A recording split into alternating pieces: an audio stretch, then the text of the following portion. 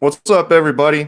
It's a Cyclone Fanatic post-game report after Iowa State's 23-20 win over the Texas Longhorns.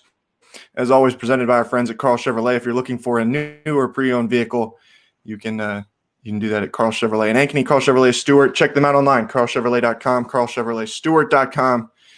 You know, maybe it would be the perfect thing to go right along with what is shaping up to be an awfully exciting December in the state of Iowa. Because Rob Gray, the Cyclones are going to play for a Big 12 title. Isn't there still a 1% chance they won't? Yeah, well, okay.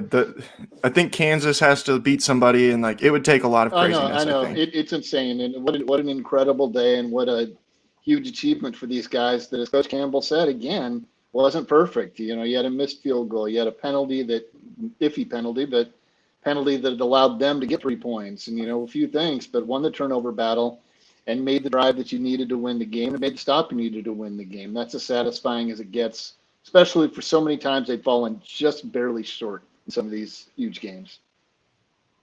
Right, and that's what I think that's what was really so exciting about this win is, the beginning of the game, I never really worried early on when they're down 10-0 or anything like that. I mean, we've seen this team in positions like that plenty of times. Yeah. I did get a little bit worried there about halfway through the fourth quarter, though, when they were struggling. They got the stop on the fourth down inside the 20-yard line, and then they weren't able to do anything with that. And I was like, man, it's going to take someone coming out and making a play. You were able to see them force the 3-and-out to get the ball back. And then, man, I mean, look at that last drive that Iowa State goes on. It's Breece Hall making a big play. It's Charlie Kohler and Dylan Sainer both making big plays. And then Breece Hall with 2 big runs inside the 20-yard line. I mean, when Iowa State needed their best players to show up and make plays, they were able to do that for really most of the football game. And, I think that's where we really can start. This was a team win. This was one where Iowa State did not do anything overly remarkable on either side of the football. They had a little bit of trouble being able to contain Sam Ehlinger, especially on the offensive side. I don't know how many times they got that guy into a pocket that was completely collapsed, and he still was able to somehow escape and run for 7 or 8 yards. But they just to throw it back to one of our old friends, they kept sawing wood. And they kept sawing wood like Mark Mangino would have wanted them to do. And, in the end, you just keep playing, you keep doing things the right way. Eventually it's gonna work out, and it did for the Cyclones today. Well, yes, and it all circles back to trust, the bedrock of this team, that collective trust they have in one another. Latrell Bankston talked about it. Who had the huge sack, of course, it made Cameron Dicker's kick 4 yards deeper, and man, it might have been good from 4 yards in. So many plays. It's not only the guys who are the A players, like Campbell talked about on the radio in the post game, but your role players. They all did things. The Rory Walling play on the fake punt to sniff that out.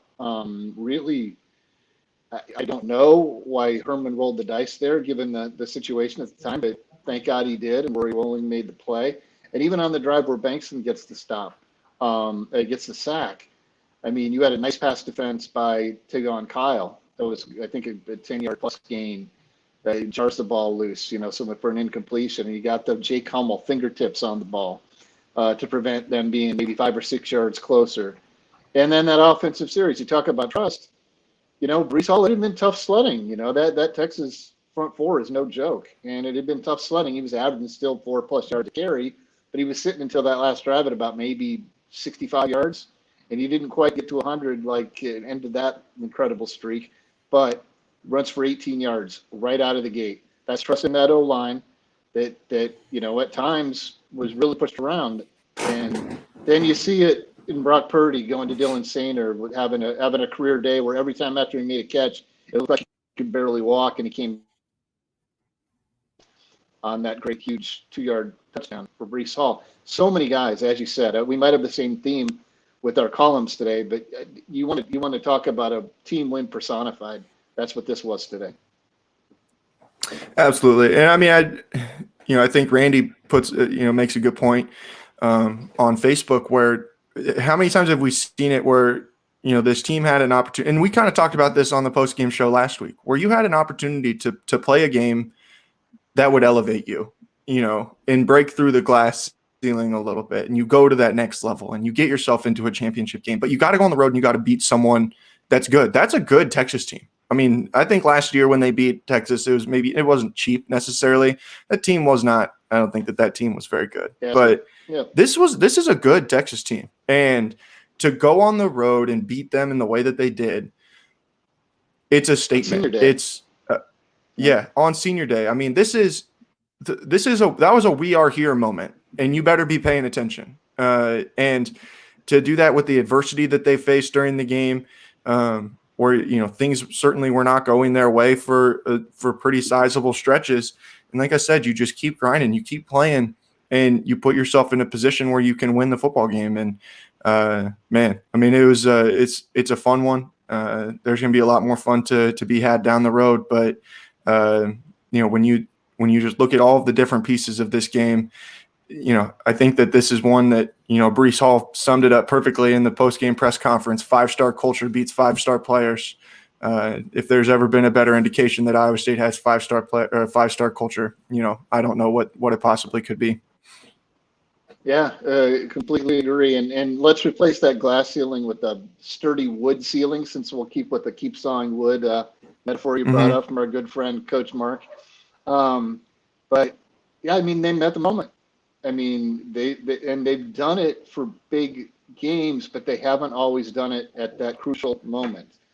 And they did that. How about Tariq Milton coming off long injury? And He makes a huge play on one of those drives. Individual effort gets him a first down on 3rd and whatever it was, 6, 7, 4. It was 3rd and, manageable, but he makes a great play there. He was a really nice security blanket for them too, to kind of get 4 or 5 yard gains, when they were kicking all the time. And just so many guys did it. And I'd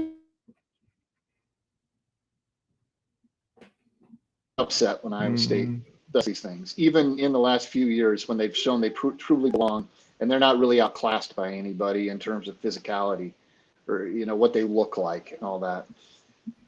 I'm just so happy for so many of my friends, because they've been waiting for this, and they were waiting to see Cameron Dicker probably match his career high and kick that. What an incredible kick it was, actually. Right. I mean, and just barely go wide left, and collective sigh of relief, but it was earned. It was earned. They didn't dodge a bullet. They earned this huge win to put them in a position to win a conference title for the first time in 108 years. So, kudos to everyone there, and shout out to all my fellow Amesonians who have watched for decades upon decades. Every day is a good day to be a Cyclone baby, but this one's especially great, I would say. I think this is one that everybody's going to enjoy. I think we're going to remember this one for a long time. Absolutely. You will have your coverage here up pretty shortly. I just posted my column on CycloneFanatic.com. Of course, we'll have Chris did his instant reaction. That will be on the front page of the site here just in a little bit, and then I know it's in feeds and everything like that, so you guys can check that out. And of course,